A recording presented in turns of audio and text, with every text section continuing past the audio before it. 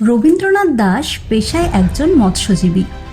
ছোটবেলা থেকেই সমুদ্রের সঙ্গে রয়েছে তার অগাধ মেলামেশা, তাই মাছ ধরাটাকেই বড় হয়ে পেশা হিসেবে বেছে নিয়েছেন। আমরা যেমন সন্ধ্যা হলেই চায়ের দোকান বা পাড়ার মোড়ে আড্ডা দিতে বসি, রবীন্দ্রনাথ বাবুর মতো মৎস্যজীবী মানুষরা তা করেন না।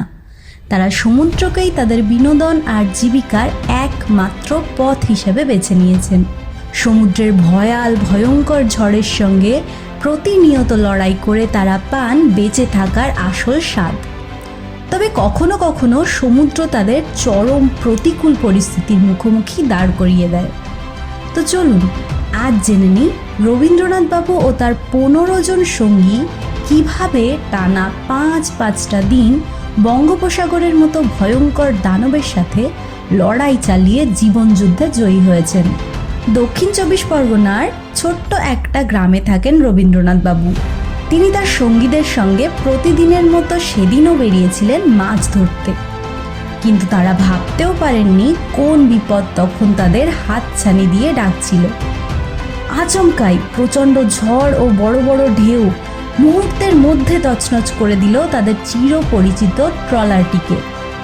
সমুদ্রের সাথে এত মিলমিশ থাকা সত্ত্বেও সেদিন রবীন্দ্রনাথ বাবু তার 15 জন সঙ্গীর সাথে ভেসে গেলেন জলের তোড়ে।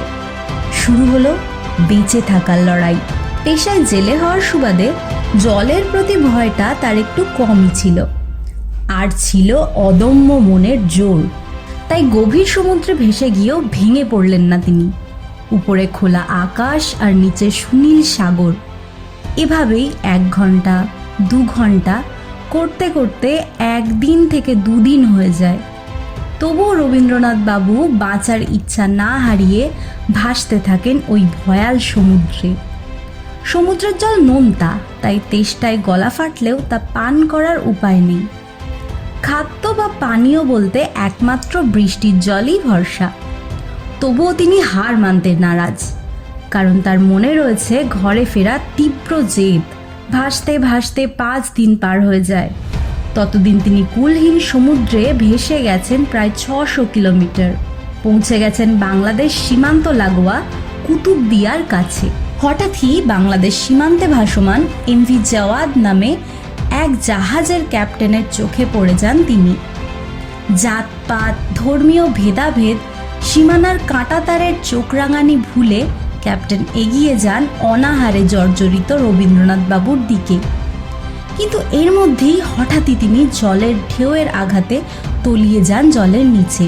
কিছুক্ষণ পর আবার বেশ কিছু দূরে দেখা যায় তাকে।